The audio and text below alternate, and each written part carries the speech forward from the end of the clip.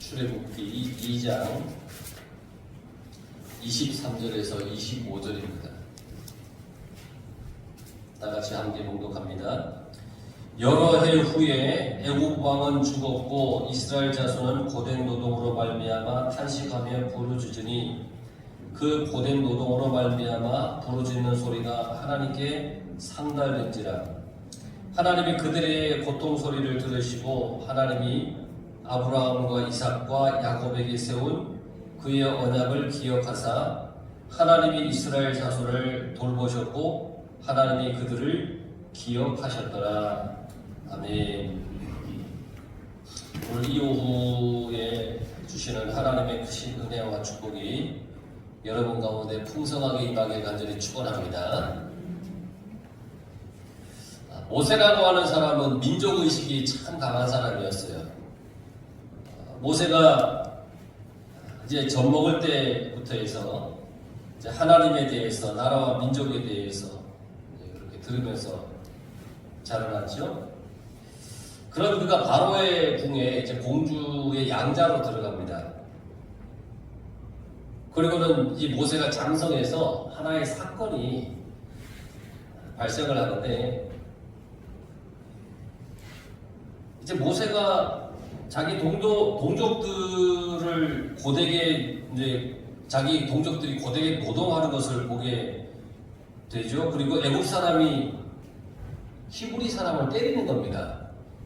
그러니까 성경에서 이렇게 얘기를 해요. 자기 형제를 치는 것을 본지라.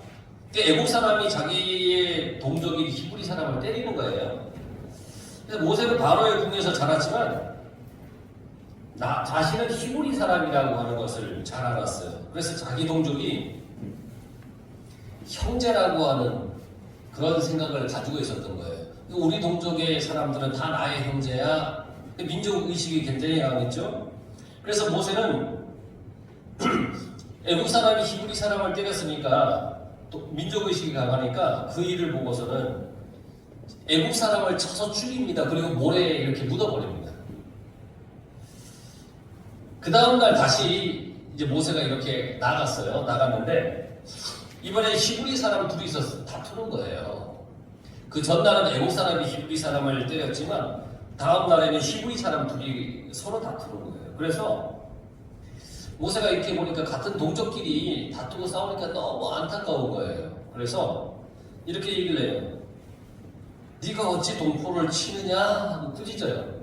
야, 어떻게든 친구끼리, 어떻게 형제끼리, 민족끼리 싸워요. 왜 싸워? 그러자 히브리 사람의 한 사람이 모세에게 이렇게 얘기를 합니다.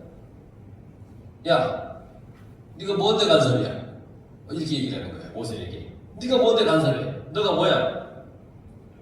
어제는 애굽 사람을 쳐 죽이더니 오늘은 나를 쳐 죽이려고 그래? 자, 모세는 아주 순수한 마음과 열정, 그런 마음으로 이 동족끼리 다투는 것을 말리려고 했는데, 그 모세의 마음과는 달리 히브리 사람들은 뭐라 그랬냐면, 너가 뭔데 나서냐? 그러는 거예요. 그 모세의 순수한 열정은, 그 열정은 자기 민족을 위한 거였어요. 그래서 애국 사람이 히브리 사람을 때리는 걸 보고 그 애국 사람을 쳐 죽이면서 히브리 사람을 도왔죠. 하지만 이 모든 것이 사실은 하나님의 방법도 하나님의 때도 아니었다는 거예요. 모세는 그렇게 행동하고 그렇게 자기의 어떤 태도를 취했는데 그건 하나님의 방법도 하나님의 모세를 향한 때도 아니었어요. 모세는 강한 민족의식은 있었지만 어떻게 하는 것이 하나님의 뜻이고 어떤 게 하나님의 방법인지에 대해서 잘 몰랐어요. 그러니까 좋은 민족의식과는 다르게 모세는 잘못된 방법을 사용했다는 거예요. 인간의 방법을 썼더니 그것을 가지고 같은 동족이 약점을 삼아버리는 거예요. 인간의 방법이라는 게 뭐예요? 우리 민족이 내 형제가 맞으니까 가서 내가 내 형제를 때린 사람을 내가 쳐 죽여. 이게 인간의 방법이잖아요. 근데 오히려 그걸 가지고 같은 동족이 약점을 삼아요. 오히려 모세를 이렇게 협박을 해요. 그래서 인간의 방법이라고 하는 것은 사실 불안정해요. 사람의 방법이 이게 얼마나 불안정합니까? 우리가 가진 계획과 뜻도 사실 모두가 사실 좀 불안정해요. 아주 멋진 계획과 방법이라고 생각할지 모르겠지만 모두가 다 불안정한 일일 뿐이라는 거예요. 그래서 우리가 해야 할 것은 하나님의 때를 기다리는 겁니다.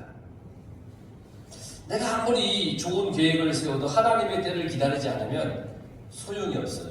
하나님께서는 하나님의 방법과 때를 가르치시려고 이제 어떻게 했냐면 모세를 미디안 광야로 이렇게 내봅니다. 그곳에서 40년 동안 훈련을 받게 하세요. 내 생각에는 그렇잖아요. 이쯤이면 되겠다. 이 방법이 좋겠는데? 그래, 이 방법이 괜찮아. 뭐 이런 생각을 할 수 있어요.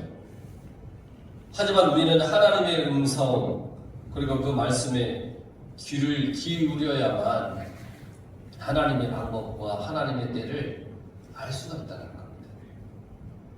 우리는 민족의 아픔을 가지고 함께 기도할 수 있어야 됩니다. 민족이 어려움을 겪을 때에 함께 그 어려움을 헤쳐나가기 위해서 사실 노력을 해야 됩니다. 그게 맞습니다. 지금 나라와 민족이 참 어려움에 많이 처해 있지 않습니까? 민족이 겪고 있는 이런 어려움을 우리가 다시 한번 생각해 보면서 하나님 앞에 엎드려 기도하며 힘을 합하는 것이 옳다라고 하는 것을 우리가 기억해야 되고 늘 하나님 앞에 기도하는 그런 삶을 살아가야 되는 겁니다.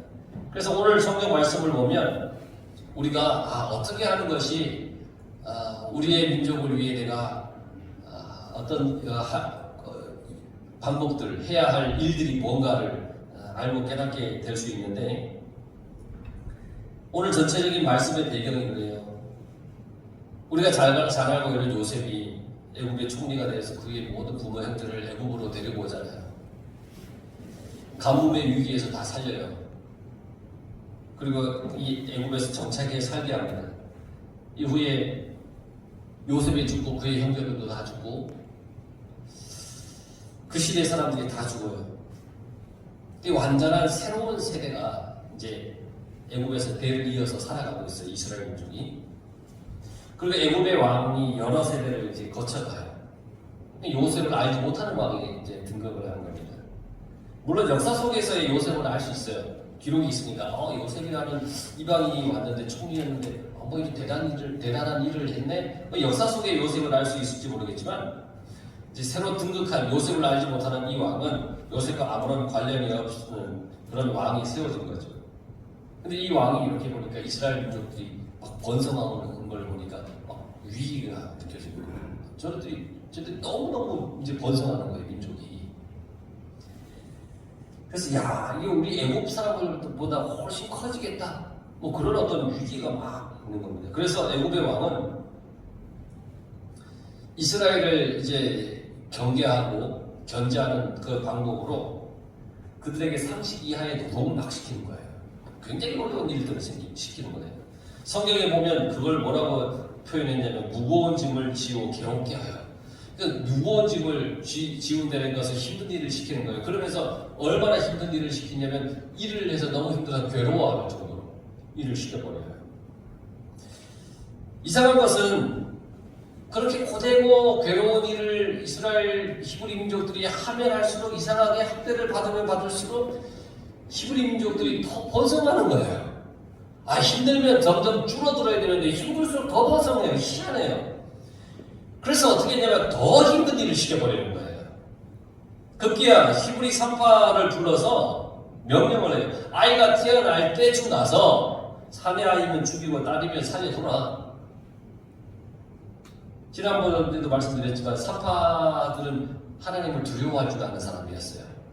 그래서 여러 가지 이유를 달아서 이 히브리 아이들을 살려내요.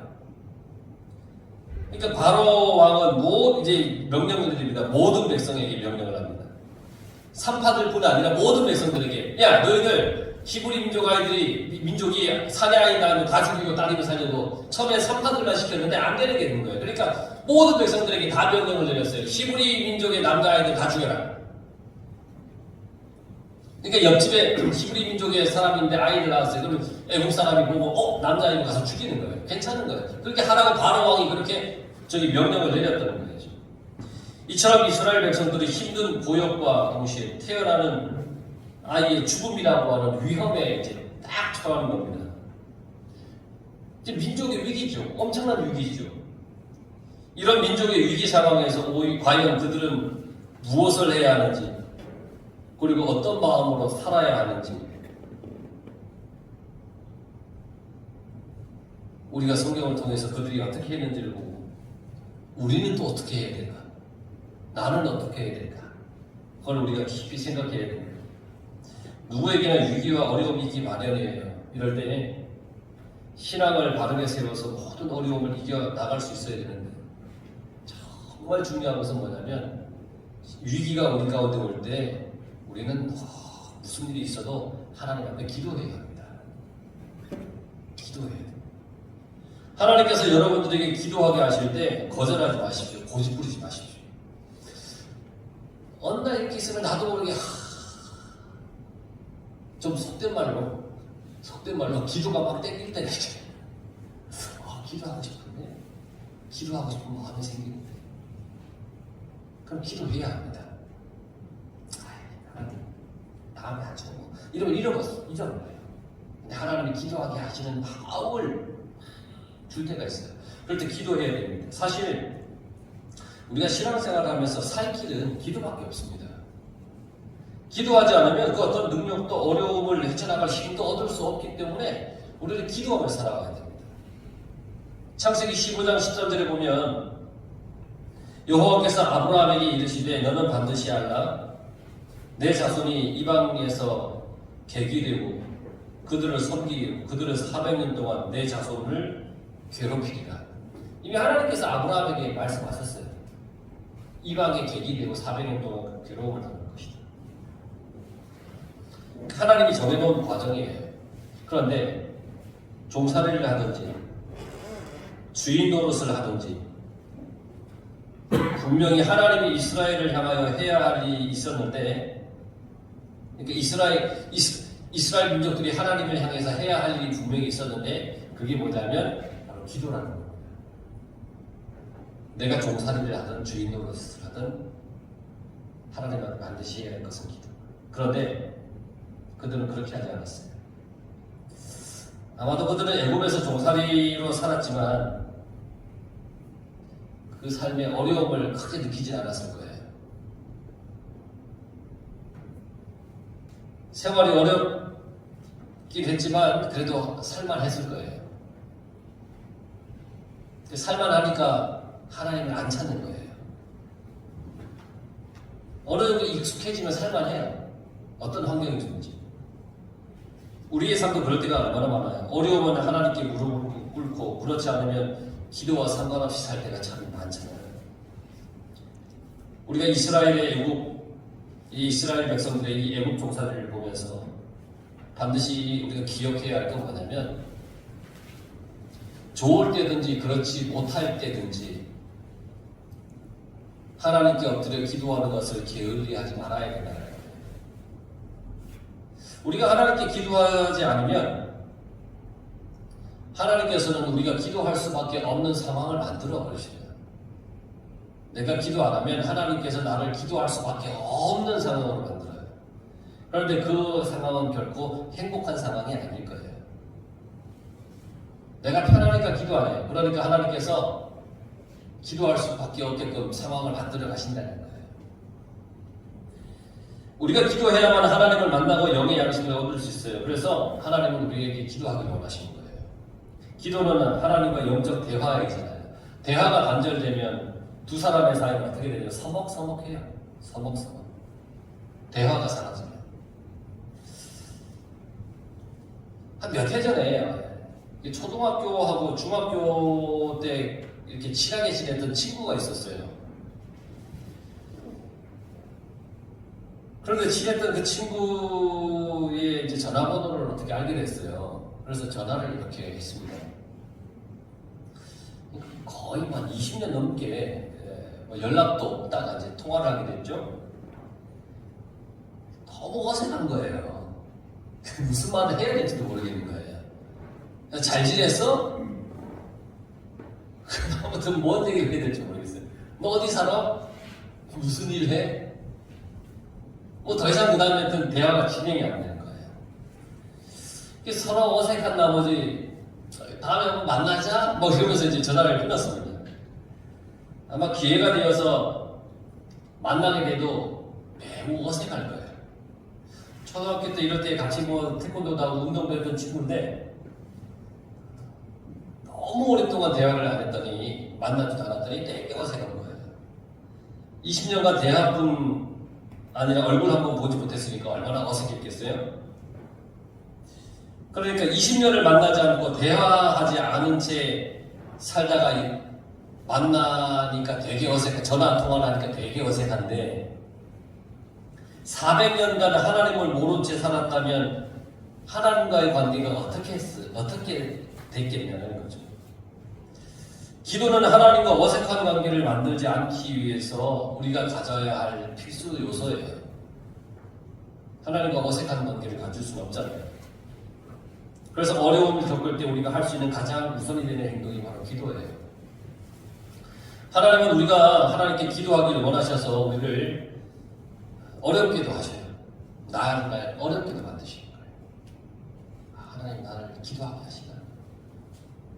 평안하다고 방심하지 말고 기도해야 되고 어렵다고 낙심하지 말고 하나님께 기도해야 합니다. 그렇게 여러분은 하나님이 원하시는 기도의 삶을 살아야 됩니다. 또한 우리는 우리의 기도를 하나님께서 들으신다는 확신을 가지고 살아야 됩니다. 여러분 하나님께서 여러분의 기도를 들으신다는 확신을 가지고 있습니까? 그래야 기도를 할 수 있는 거예요. 하나님이 내 기도를 들으시려나?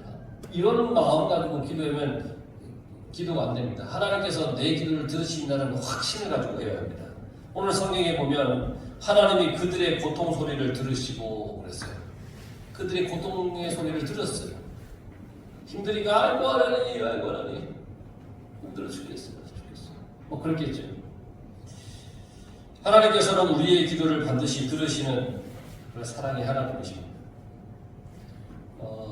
제가 가끔 보는 TV 프로그램이 있는데 그걸 보고 있으면 애들이 와가지고 아빠는 왜 저런 걸 보냐고 그래요. 그게 뭐냐면 동물의 왕국이에요. 동물의 왕국. 근데 저는 그거 보면 되게 재밌습니다. 동물의 왕국을 이렇게 보면요. 되게 정말 인상 깊은 장면들이 뭐냐면 어떤 동물들은 그들이 막 소리를 내는 게 우리가 들을 수 없는 소리가 있고요. 우리가 어떤 부르짖음이고 울부짖음인지 모르는 소리를 이렇게 낼 때가 있어요. 잘 알아듣지 못해요. 근데 가끔 보면 새끼가 이제 위험에 처해 있을 때 막 이렇게 소리를 막 내요. 그러면 정말 신기하게 엄청 멀리 떨어져 있는데 이게 어미가 막 달려와가지고 새끼가 어려움에 처해 있는 상황을 구해내서 막 새끼를 데려가는 이런 장면이 있어요. 굉장히 멀리 떨어져 있어도 새끼가 우 하고 내는 소리를 어미는 듣더라는 거예요. 하나님은 이스라엘이 고역으로 인해서 부르짖을 때 그 소리를 들으시는 거예요. 세상 사람들은 내가 어렵고 힘들고 괴롭다고 하소연하면 그리고 눈물을 흘리고 막 힘들어하면 사실 싸늘하게 반응할 때도 많아요. 네 어려운 네가 헤쳐가라 뭐 이러면서 좀 냉정할 수도 있어요. 나랑 상관없는 일이라고 하면서 관심을 두지 않을 때도 있어요. 그런데 우리 하나님은 우리가 하나님께 부르짖으면 우리를 향한 마음, 그 마음을 아파하시면서 우리를 소리를 들어주시는 분이 하나님이십니다. 이 세상은 강한 사람이 약한 사람의 소리를 무시해버리는 게 일방적이에요. 그러나 우리 하나님은 우리를 고아와 같이 내버려두지 않으시고 우리에게 언제나 길을 열어놓고 계십니다. 그래서 우리가 어려울 때 하나님께 기도하게 하시는 거예요.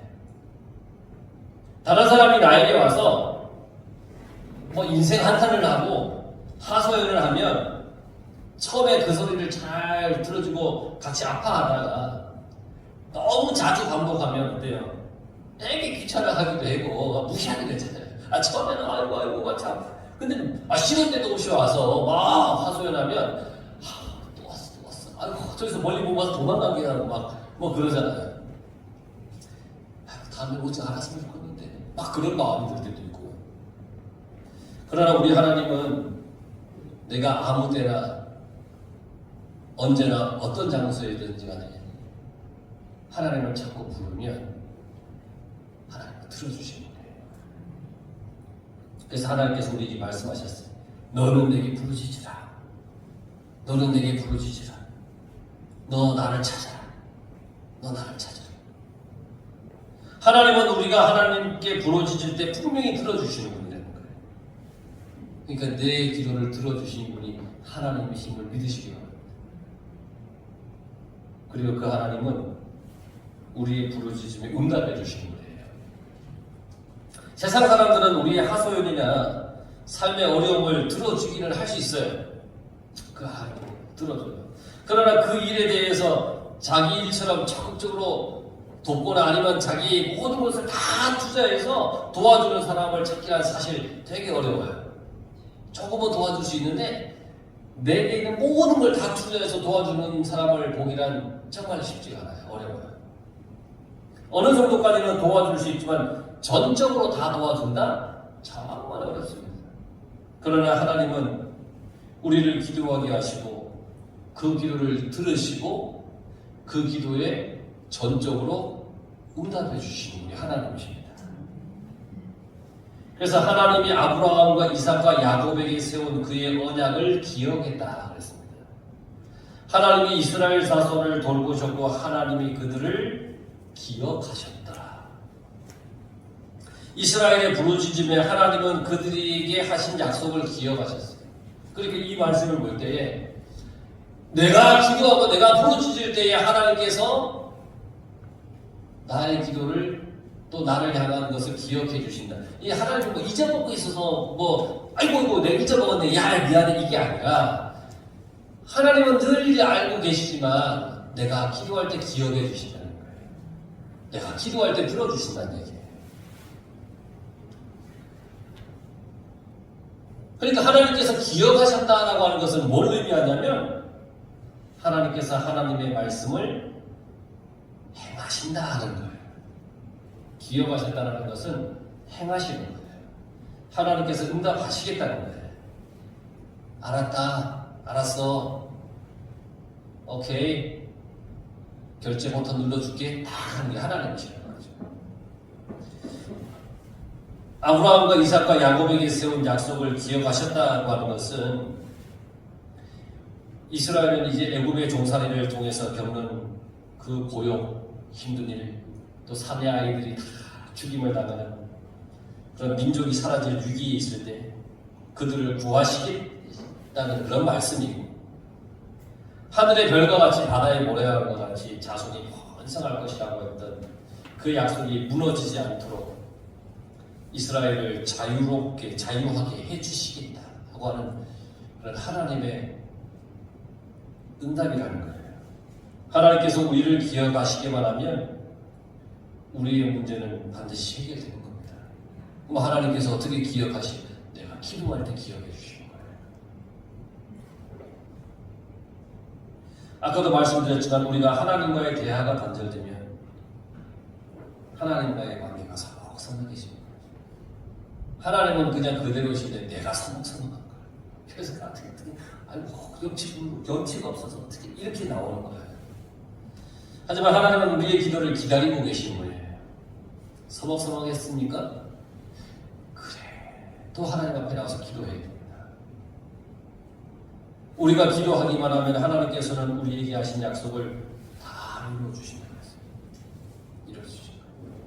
여러분 오늘날 우리는 민족이 위기 상황 속에 살아가고 있습니다. 더 나아가서 전 세계가 위기 상황 아닙니다. 전쟁, 위기. 우리나라도 정말 위기예요. 코로나로 위기예요. 경제적으로 위기예요. 너무너무 많은 위기예요. 자연도 파괴되고 있어요. 다 위기. 다 위기이기 때문에 요즘 사람들은 뭘 원해요? 한쪽에서는 정권 교체, 한쪽에서는 정권 유지. 그걸로 해결됩니까? 정권이 교체되면 해결됩니까? 정권이 유지되면 해결됩니까? 아니에요. 하나님께 기도해서 우리를 기억해 달라고 할 때 해결되는 겁니다. 물론 투표해야 됩니다. 아십시오.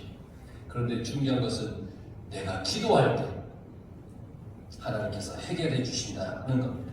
그래서 기도만이 우리가 살 길입니다. 일제강점기 때도 수많은 기독교인들이 독립선언서를 만들었고 3.1운동의 대표적인 인물이 되었다는 것이죠. 민족이 위기일 때 기도했어요. 민족이 위기일 때 기도한 거예요. 민족이 위기일 때 어떤 인물을 찾은 것이 아니라 민족이 위기일 때 기도했다는 거예요. 지금 우리가 처해 있는 모든 것에 우리가 해야 할 수 있는 것은 기도예요. 기도. 하나님께 기도하는 일을 멈춰서는 안 돼요. 하나님의 은혜를 구해야만 합니다. 하나님 위기 속에서 나를 기억해 주시고 민족을 기억해 주시고 하나님께서 만드신 이 세상을 기억해 주십시오. 이 기도를 해야 되는 겁니다. 여러분 기도만이 살 길이라는 것을 잊지 말고요. 여러분 반드시 기도하면서 승리하는 삶을 살아가시길 간절히 축원합니다.